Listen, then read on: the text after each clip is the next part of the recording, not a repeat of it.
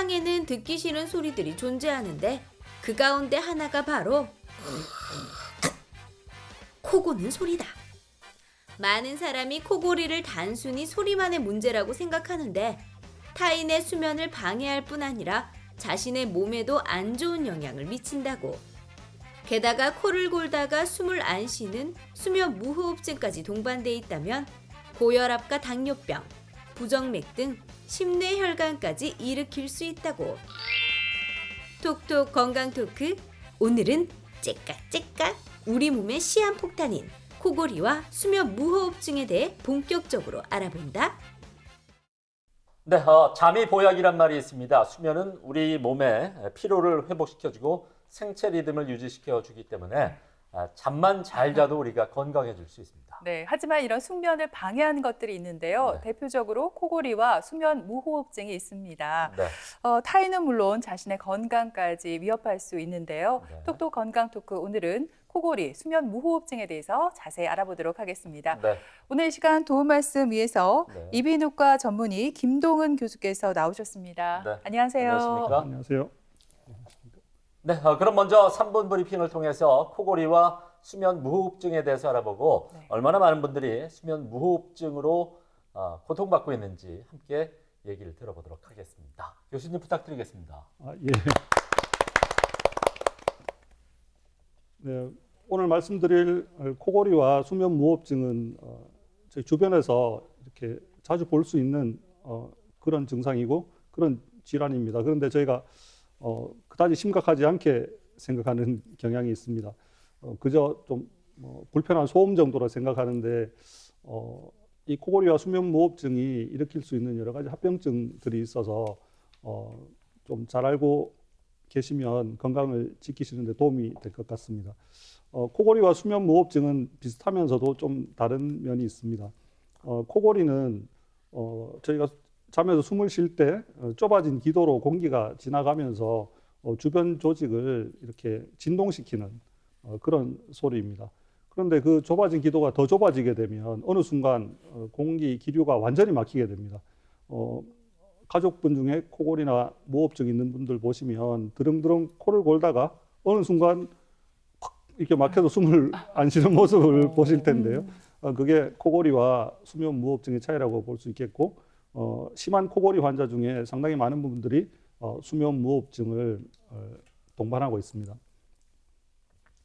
우리나라 성인 5에서 10% 정도 수면 무호흡증을 가지고 계시고 코골이 환자는 훨씬 더 많습니다. 보시면 젊은 분들은 코를 안 고시는 분들이 많은데 연세가 드시면 코를 고시거든요. 30에서 35살 정도 되시는 분들은 남성에서 코골이 환자가 20% 정도밖에 안 되고 여성들은 불과 5%밖에 없습니다. 그런데 한 60대가 되시면 남성에서는 60%, 여성에서는 40% 정도 코골이가 생기게 됩니다. 그래서 이건 연세가 드시면 드실수록 더 많이 증가하는 병이라는 걸 알고 계시면 되겠습니다. 이런 질문을 많이 받았는데요. 이렇게 남편분께서 주무실 때 옆에서 보면 기차가 지나가는 것 같다. 그렇게 얘기하시면서 아니 이 정도 소음에 계속 같이 자면 내가 난청이 오는 것이 아닌가 이렇게 여쭤보시는 분들이 계셨는데 뭐 그럴 확률이 높지는 않습니다. 그런데 사실 정말 코를 심하게 고시는 분들 저희가 이렇게 소음 측정을 해보면 80에서 90데시벨을 넘는 분도 계시거든요.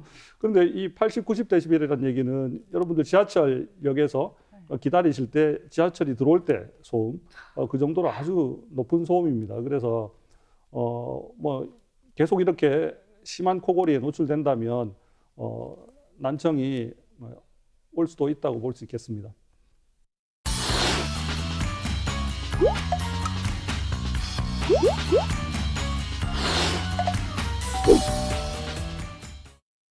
네, 네. 성인 6명 가운데 1명이 수면 무호흡증을 앓을 수 있다고 하니까요. 혹시 네. 우리 가족 중에 코를 심하게 골다가 갑자기 숨을 멈추는 현상은 없는지 자세히 한번 살펴볼 필요가 있겠습니다. 네. 교수님, 그렇다면 이렇게 수면 무호흡증이 생기는 이유가 뭘까요? 네, 가장 큰 원인은 우리가 자면서 숨을 쉴 때 공기가 지나가는 길이 좁아져서 그렇습니다. 가장 문제되는 부분이 혀 뒤쪽하고 그다음에 입천장 뒤쪽입니다. 낮에는 코를 고는 사람이 없습니다. 호흡을 해도. 왜 그러냐면 낮에는 이 근육에 힘이 있기 때문에 낮에 저희들이 생활할 때는 코를 골지 않지만 주무시려고 눕게 되면 중력 작용도 있고 입천장하고 목젖, 혀 뒷부분이 뒤로 처지기 때문에 그 부분이 좁아지면서 코골이가 생기고 완전히 막히게 되면 수면 무호흡증이 생기게 됩니다. 그러면 주변에 가족 중에 또는 지인분들 중에 수면 무호흡이 있을 것 같이 이렇게 예상이 되는 분들을 저희가 한번 생각해 볼 수 있습니다.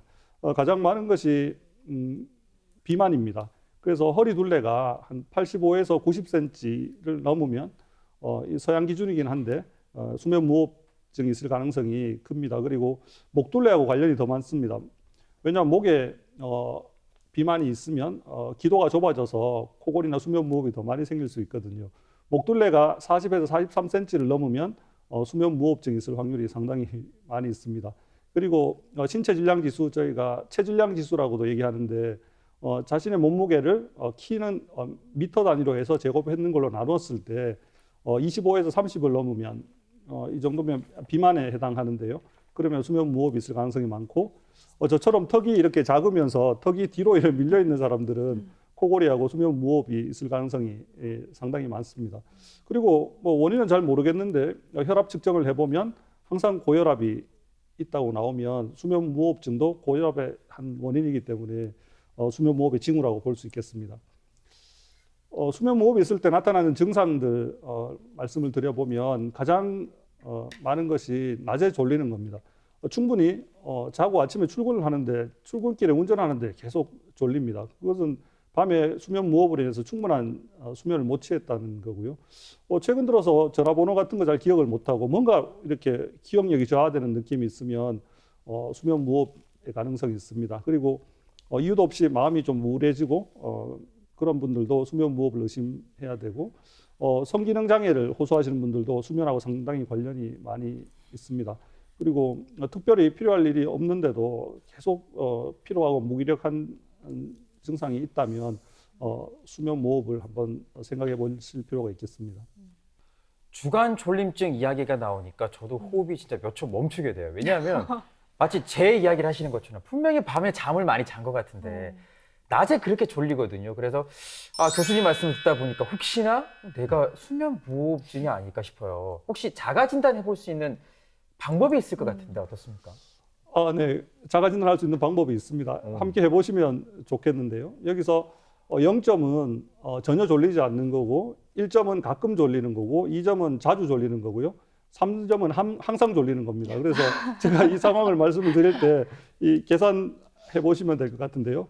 가장 먼저 책을 읽을 때 저는 3점입니다. 항상 졸리는데 책을 읽을 때, 그다음에 TV를 볼 때, 가만히 앉아 있을 때, 차에 1시간 이상 타고 있을 때, 오후에 누워서 쉬고 있을 때, 지금 계산하고 계시죠? 네. 그럼 앉아서 상대방과 대화할 때, 점심 식사 후 조용히 앉아 있을 때, 그다음 운전 중 이렇게 신호를 기다리고 있을 때, 0점은 전혀 졸리지 않고 3점은 항상 졸리는 건데요.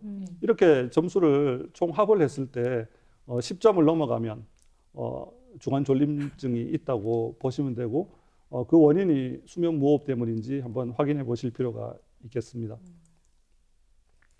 일단 병원에 오시게 되면 가장 중요한 것은 도대체 기도에서 어느 부분이 막히는지 확인하는 것이 가장 중요합니다. 댁에서 입을 벌려서 거울을 보시면 보실 수 있을 텐데요.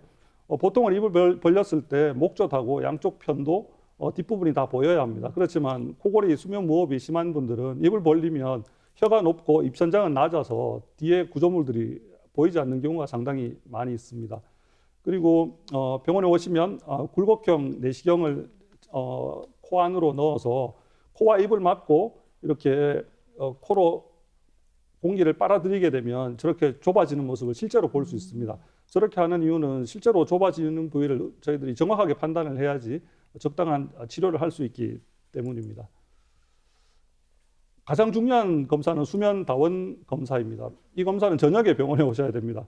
저녁에 7시나 8시경에 병원에 오셔서 1인실에서 수면 다원 검사 장비가 갖추어진 데서 혼자 주무시는 겁니다. 여기서 우리가 보는 것은 무호흡이 생기면 숨을 안 쉬니까 산소 포화도가 몸에서 자꾸 떨어집니다. 그래서 도대체 산소 농도는 얼마나 떨어지는지를 보고 잘 때 똑바로 자는지 옆으로 자는지도 보게 되고 뇌파를 통해서 얼마나 자주 잠에서 깨는지 그다음 호흡은 제대로 하는지 이렇게 보게 됩니다. 옆에 결과를 보시면 자고 있다고 알았지만 보면 잠에서 깨는 뇌파가 나타납니다. 저럴 때는 무호흡이 심해서 머리에서 명령을 하는 거죠. 더 이상 숨을 안 쉬고 있으면 위험하니까 빨리 숨을 쉬라고 이렇게 잠에서 깨우게 되고요. 실제로 무호흡이 저렇게 나타나고 산소 농도가 얼마나 떨어지는지 검사를 통해서 확인하실 수가 있습니다. 좌측은 정상인 분이고 우측은 수면 무호흡증인 분인데요.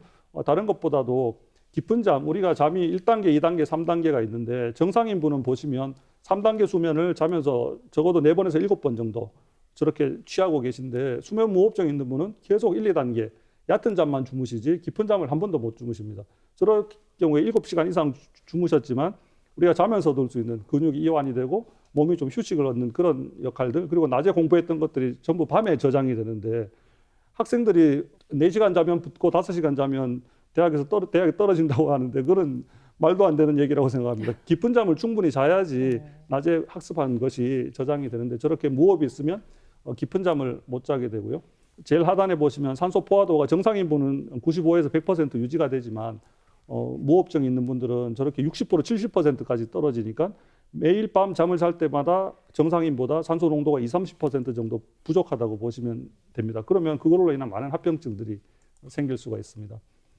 그래서 저희가 10초 이상 숨을 안 쉴 때 한 번에 수면 무호흡으로 볼 수 있습니다. 그래서 병원에 안 오시더라도 댁에서 직접 스마트폰으로 이렇게 촬영하시면서 보시면 되는데요. 코를 골다가 숨을 탁 멈춰서 이렇게 10초 이상 숨을 안 쉬는 걸 한 번에 1시간 동안 몇 번 하는지를 보시면 되겠습니다. 그래서 5번 이하는 정상이고 30번 이상 하게 되면 상당히 심각한 수면 무호흡증이라고 보시면 되고 15에서 30인 중등도 30 이상인 중증 수면 무호흡증에 해당하면 빨리 병원을 찾으셔서 진단을 받으시고 치료를 시작하시는 것이 좋겠습니다. 네, 그런데 우리가 보면은 코골이가 심하다거나 수면 무호흡증을 앓고 있는 분들 같은 경우 이 살이 좀 많이 찌신 분들이 계시더라고요. 그래서 어떻습니까, 교수님? 비만과 이 수면 무호흡증은 좀 뗄 수 없는 관계인가요? 어때요? 네, 뭐 가장 관련이 많은 것 한 가지만 말해보라고 하신다면 비만이라고 말씀드리겠습니다. 이 비만과 수면 무호흡은 너무나 상관관계가 큽니다. 저희가 이 코골이 수면 무호흡을 치료를 해야 되는데 치료법은 크게 보면 3가지 정도가 있습니다. 수술하지 않고 치료하는 방법, 그 다음에 다양한 기구를 이용하는 방법, 그 다음에 수술을 하는 방법 이렇게 있는데 수술을 하지 않고 하는 치료 중에 가장 첫 번째가 살을 빼는 겁니다.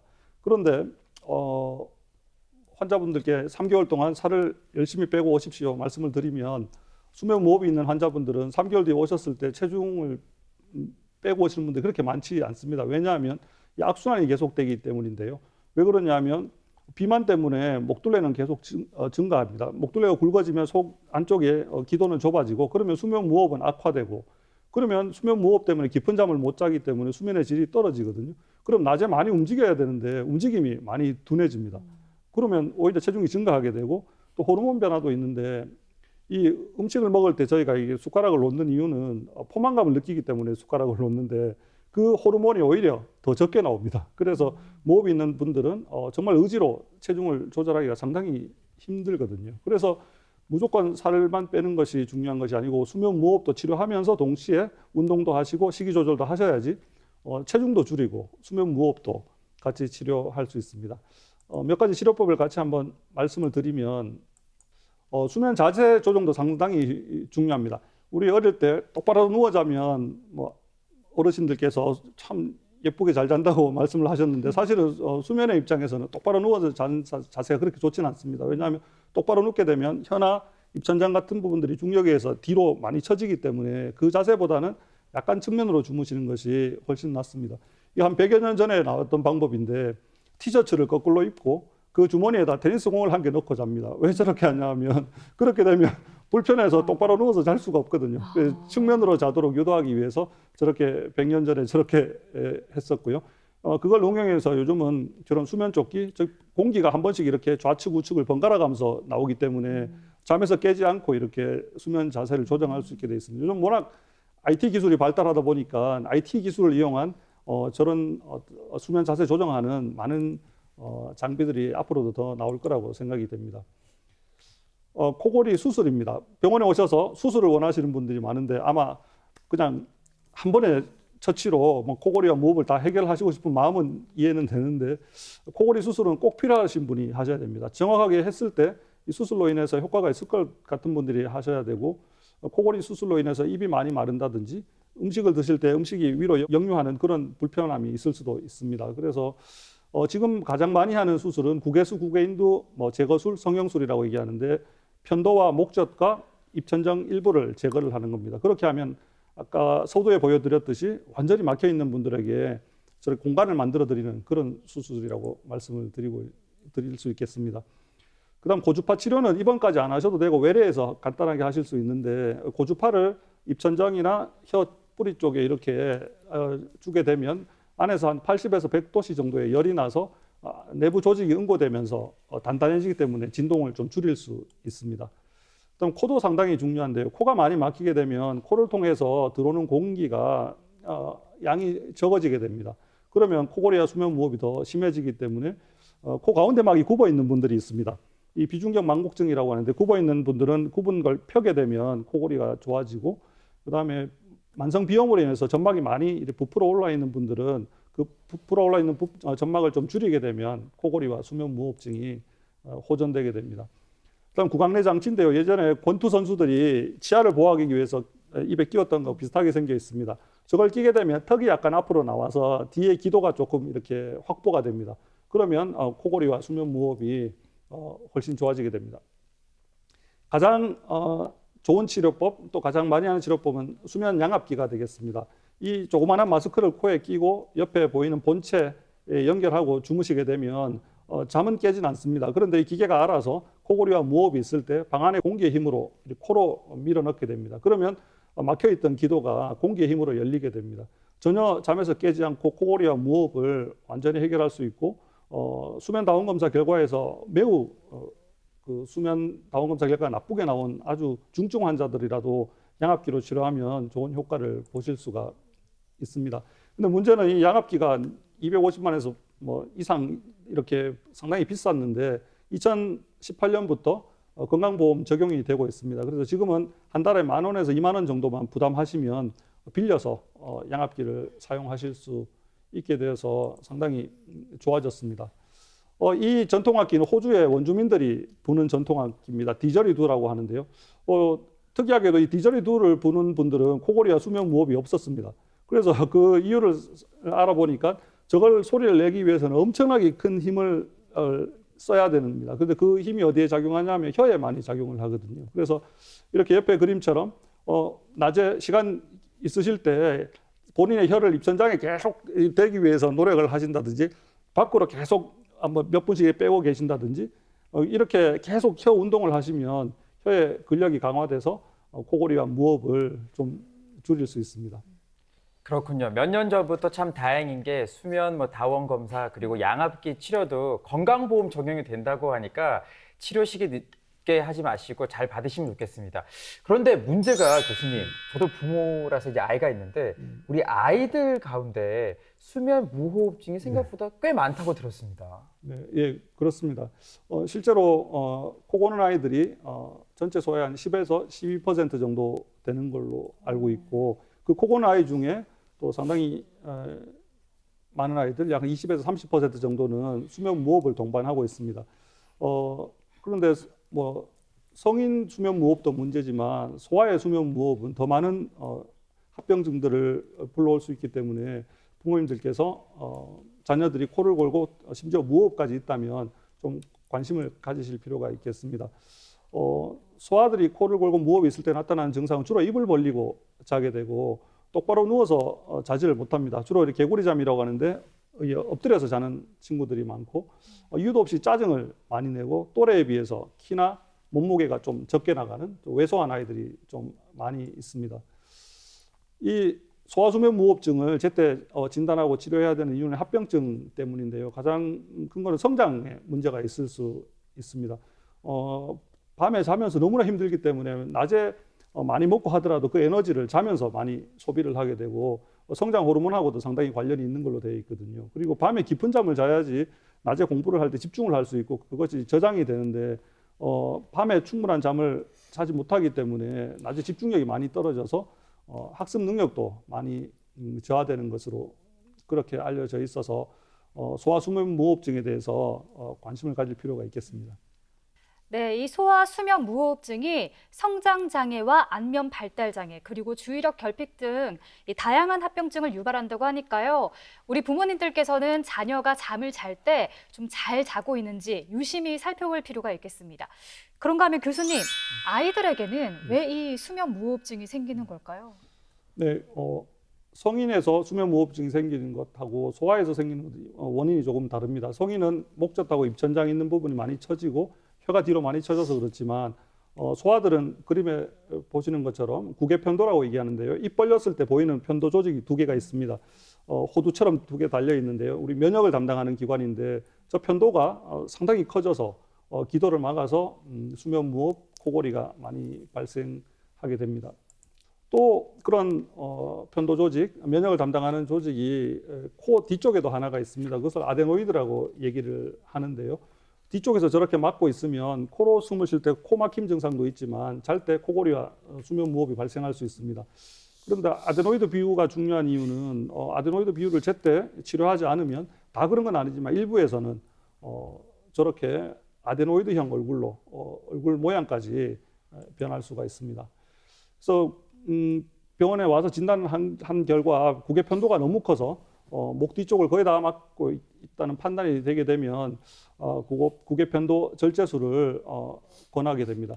이 편도만 절제하고 나면 그렇게 힘들게 자던 아이들이 편안하게 잠을 자기 때문에 부모님들이 상당히 좋아하시는 그런 수술이긴 한데 이 수술도 꼭 필요한 경우에만 하는 것이 좋겠습니다. 왜냐하면 이 편도라는 것은 만 10살이 될 때까지 서서히 퇴화하는 퇴화 조직입니다. 그래서 그렇게 크지 않다면 시간이 지나면 편도는 퇴화하고 기도는 애가 얼굴은 자꾸 자랄 테니까 기도는 넓어질 테니까 조금 지켜보면 어릴 때보다 조금 좋아지는 그런 경향을 볼 수 있습니다. 그래서 이 구개편도 절제술도 면역을 담당하는 데 상당히 큰 역할을 하는 장기다 보니까 꼭 필요한 경우 정말 무호흡이 심하고 코골이가 심해서 꼭 수술이 필요한 경우에만 수술을 하는 것이 좋겠습니다. 네, 방금 네. 이 편도에 대한 얘기가 나와서 궁금한 네. 점이 또 하나 떠올랐는데요. 보통 우리가 목이 붓고 열이 날 때 네. 아이스크림이 좋다 이렇게 말을 하잖아요. 그래요. 교수님 정말로 이 편도선염에 아이스크림이 좋은 건가요? 네. 저도 그런 말씀 많이 들었는데요. 편도선염은 이제 급성편도선염은 세균 때문에 생기는 겁니다. 주로 증상은 열이 많이 나고 입을 벌려서 입 안을 보시게 되면 호두처럼 생긴 건 편도에 허옇게 뭐가 이렇게 끼고 벌개지기도 하고요. 그다음에 39도, 40도 고열이 나고 아이들이 잘 먹지를 못하게 됩니다. 그런데 그럴 때는 아이스크림을 먹어야 되는 것이 아니고 약을 먹어야 되죠. 그래서 이게 세균 때문에 생긴 병이니까 항생제를 먹어야 되거든요. 왜냐하면 먹지 않으면 더 진행하게 되면 편도 주위 농양이라고 편도가 있는 그 주변에 고름이 차는 그래서 더 정말 심각한 치료를 받아야 되는 그런 상황으로 갈 수도 있어서 급성편도염의 증상이 있으면 병원에 가서 약을 타서 약을 먹는 게 좋겠고 그러면 왜 이런 얘기가 생겼을까 생각을 해보면 아마 편도 절제술 때문인 것 같습니다.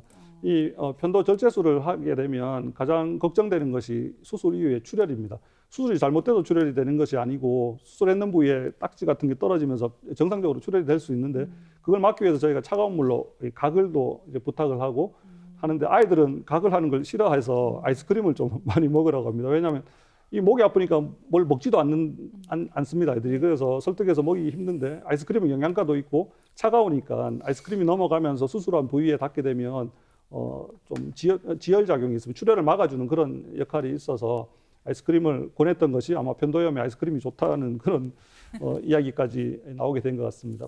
급성 편도염에는 항생제 치료로 치료하는 것이 좋겠습니다. 그리고 이 편도 절제술 못지않게 또 아데노이드 절제술도 중요합니다. 편도가 크면서 아데노이드가 같이 큰 아이들이 많지만 간혹 가다 보면 아데노이드만 큰 친구들도 있습니다. 아데노이드가 크게 되면 호흡하기 너무 힘들고 아까 말씀드린 대로 코골이와 수면 무호흡이 심하기 때문에 아데노이드 수술을 해주면 이 사진에서 보시듯이 완전히 코 뒤쪽 기도가 막혀 있었던 아이가 이렇게 수술을 통해서 기도가 확보되는 그런 모습을 볼 수가 있습니다. 그래서 아데노이드 절제술도 꼭 필요한 경우에는 수술을 해주는 것이 좋겠습니다. 뭐 예전에 저희 선조들께서 잠이 보약이라고 말씀을 하셨는데 수면에 대해서 조금 공부를 해보면 그 말씀이 정말 옳은 말씀이라는 생각이 듭니다. 서양 속담 중에도 숙면이 약보다 낫다는 그런 속담이 있습니다. 여러분들께서도 코골이와 수면 무호흡 없이 매일 밤마다 숙면을 취하셔서 건강을 잘 유지하셨으면 좋겠습니다. 고맙습니다. 네, 심한 코골이를 이제 뭐 탱크가 지나가는 것 같다 이렇게 우스갯소리를 하는데 코골이는 농담으로 삼을 소재는 또 아닌 것 같습니다. 심한 코골이는 수면 무호흡증으로 이어질 수가 있겠고 주변 사람들을 좀 괴롭게 할 뿐만 아니라 자신의 건강까지 해칠 수가 있겠습니다. 네, 또 특히 수면 무호흡증의 경우에는 뇌졸중과 돌연사를 일으킬 수가 있기 때문에 하루빨리 치료를 받아보시기 바랍니다. 네. 지금까지 이 시간 도움 말씀에 이비인후과 전문의 김동은 교수께서 수고해 주셨습니다. 네, 네, 고맙습니다. 고맙습니다.